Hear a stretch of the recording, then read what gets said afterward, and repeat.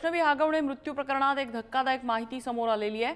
विविध हत्यारांनी वैष्णवीला मारण्यात आलेलं होतं। मृत्यूआधी 8 दिवस ही मारहाण झाली होती। पोलीस तपासामध्ये अशी धक्कादायक माहिती उघड झालेली आहे। निलेश आणि करिश्माकडून वैष्णवीला मानसिक त्रासही दिला जात होता असंही तपासात समोर आलेलं आहे। ज्ञानेश्वर चौतमल आमचे प्रतिनिधी आपल्याला अपडेट देत आहेत। ज्ञानेश्वर,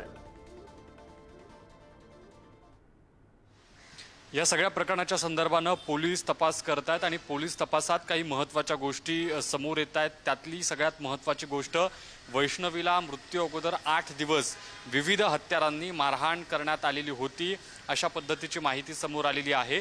वैष्णवीच्या अंगावर जे व्रण दिसत आहेत ते त्याच्या पतीनं आणि कुटुंबियांकडून केलेले व्रण असल्याचं पोलीस तपासामध्ये स्पष्ट झालेलं आहे।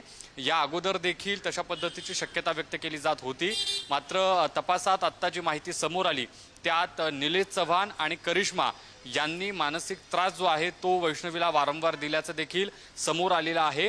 आज जी सगळ्यात महत्त्वाची कोर्टामध्ये सुनावणी होईल, ज्यात नणंद, सासू आणि वैष्णवीचे जे पती आहेत त्याला कोर्टामध्ये हजर केलं जाणार आहे। आजही कोर्टात काय नेमका युक्तिवाद होतो हे पाहणं अत्यंत महत्त्वाचं ठरेल। वेगवेगळे जे कंगोरे आहेत या सगळ्या प्रकरणाच्या संदर्भातले ते समोर येत आहेत। जे सासरे आहेत आणि दीर आहेत त्यांची देखील पोलिसांकडून चौकशी सुरू आहे।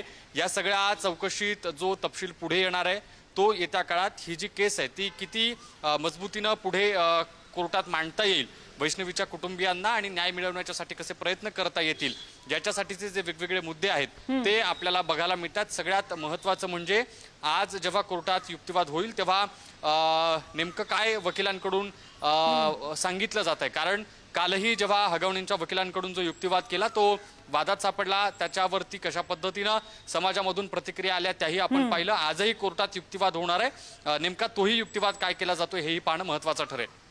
अगदी ज्ञानेश्वर, अपडेट घेत राहू, तुर्तास धन्यवाद।